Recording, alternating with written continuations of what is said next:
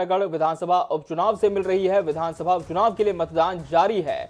मतदान केंद्र पहुंची है कांग्रेस प्रत्याशी यशोदा वर्मा। देवारी भाट मतदान केंद्र में कांग्रेस प्रत्याशी ने मतदान किया और ये तब की तस्वीर सामने आई है जब यशोदा वर्मा मतदान केंद्र पहुंची थी। कांग्रेस प्रत्याशी है आपको बता दें यशोदा वर्मा, और अपने मताधिकार का प्रयोग करने के लिए मतदान केंद्र पहुंची थी। तब की तस्वीर सामने आई है। अपने मताधिकार का प्रयोग कांग्रेस प्रत्याशी यशोदा वर्मा ने कर लिया है। मतदान केंद्र पहुंची कांग्रेस प्रत्याशी यशोदा वर्मा, वोट डाला। देवरी भाट मतदान केंद्र में कांग्रेस प्रत्याशी ने मतदान किया है। आपको बता दें खैरागढ़ का देवारी भाट मतदान केंद्र है यह, जहां पर कांग्रेस प्रत्याशी यशोदा वर्मा पहुंची थी। कांग्रेस ने जिस तरह से इस बार बीजेपी के कोमल जंगेल के खिलाफ यशोदा वर्मा को चुनावी मैदान में उतारा है, उन्होंने अपने मताधिकार का प्रयोग कर लिया। और हमारे सहयोगी आनंद नारायण ओझा हमारे साथ जुड़ चुके हैं। आनंद, जिस तरह से हम आपसे लगातार सुबह बात भी कर रहे थे कि कांग्रेस प्रत्याशी यशोदा वर्मा पहुंचेगी मतदान करने के लिए, पहुंच चुकी है, मतदान भी उन्होंने कर लिया है, क्या कुछ कहा मीडिया से उन्होंने? देखिए, यशोदा वर्मा मैडम और उनके हस्बैंड नीलांबर वर्मा लगभग 7 बजे पहुंचने वाले थे, लेकिन लोगों से मेल मुलाकात के कारण लेट हो गए। अब वो ग्राम देवारी भाट में मतदान करने पहुंची हैं और मुख्यमंत्री भूपेश बघेल के चेहरे पर उन्होंने दावा किया कि वो चुनाव लड़ रहे हैं और जो विकास के दावे किए गए हैं, चाहे जिला की बात हो, चाहे किसान हित ऐसी सरकार वाली जो बात है, नरवा गरवा गुरवा वाली, और जो तमाम तरह के चाहे तहसील देने की बात हो, उप तहसील देने की बात हो, और आगामी समय में जो विकास की बात हो, उसी के मॉडल के आधार पे वो चुनाव लड़ रही हैं। और उन्होंने दावा किया कि वो जीतेंगे ही, और जीत के बाद वो जो जनता के विकास के लिए करेंगे, और जो जिला बनाने की बात है उसमें कहीं पीछे नहीं हटेंगे, और जो वादे हैं उसको पूरा करने की बात यशोदा वर्मा कह रही हैं।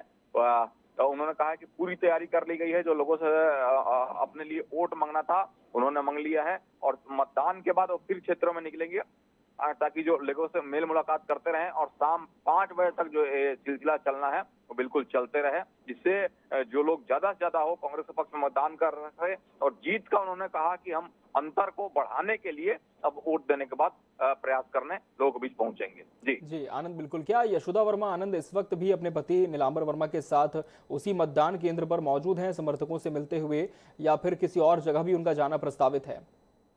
जाना प्रस्तावित है, लेकिन फिलहाल अभी ग्राम देवारी भाट में ही अपने पति साथ हस्बैंड के साथ पहुंची हुई है, और साथ में जो अन्य उनके समाज के लोग और परिचित के लोग हैं, कांग्रेस के लोग भी यहाँ पहुंचे हुए हैं। उन्होंने बिल्कुल ये कहा है कि हम किसी भी स्तर पे कोर कसर कोई कमी नहीं करना चाहते, या फिर ये बीजेपी के लोग ही ना समझ ले कि अब मतदान का समय हो गया है तो हम शांत बैठ जाएंगे। हम शाम 5 बजे तक लगातार डोर टू डोर तो नहीं जा सकते, लेकिन लोगों से चर्चाएं करनी है, अपने पक्ष में मतदान के लिए अपील करनी है, वो बिल्कुल करते रहेंगे। हम कहीं कोताही बरतने वाले नहीं है। मान लीजिए कहीं मशीनों की खराबी आती है तो बीजेपी इसमें आरोप प्रत्यारोप ना लगा सके, ताकि मशीनों को खराब सत्ता के दबाव में हम करवा रहे हैं। इसलिए बिल्कुल हम संपर्क करते रहेंगे। हमारे दोनों नंबर जो मोबाइल नंबर चालू रहेंगे, और लोगों से इस बीच संपर्क करते रहेंगे। हमारे जो सह प्रभारी हैं वही फोन के माध्यम से संपर्क में रहेंगे, और जो लगातार जो जिला निर्वाचन अधिकारी हैं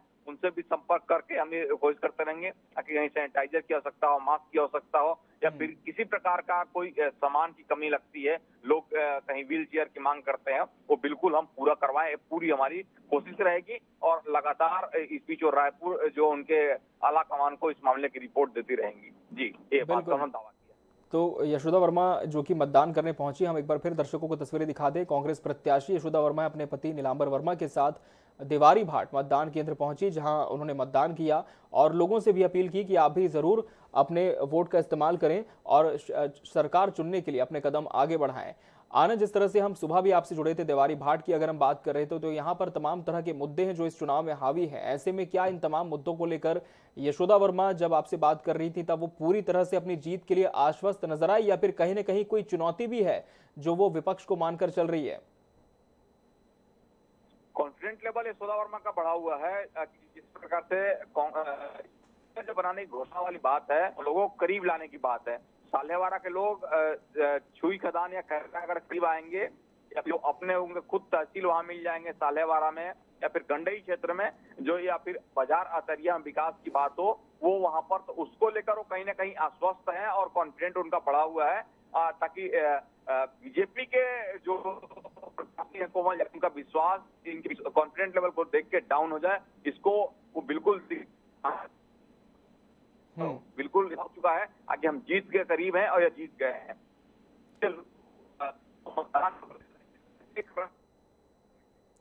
बिल्कुल, तो कहीं न कहीं जीत को लेकर पूरी तरह से आश्वस्त नज़र आ रही हैं यशोदा वर्मा, और जिस तरह से हमारे सहयोगी आनंद नारायण ओझा भी बता रहे हैं कि अपनी जीत को लेकर किसी तरह का उनको संदेह नहीं है, क्योंकि भूपेश सरकार के जो काम है उनका वो दावा कर रही है कि उसी आधार पर यहाँ वोट पड़ेंगे कांग्रेस के पक्ष में और जीत निश्चित तौर पर उनकी ही होगी। फिलहाल जीत किसकी होती है तो 16 अप्रैल को सामने आने वाली तस्वीर में साफ हो जाएगा।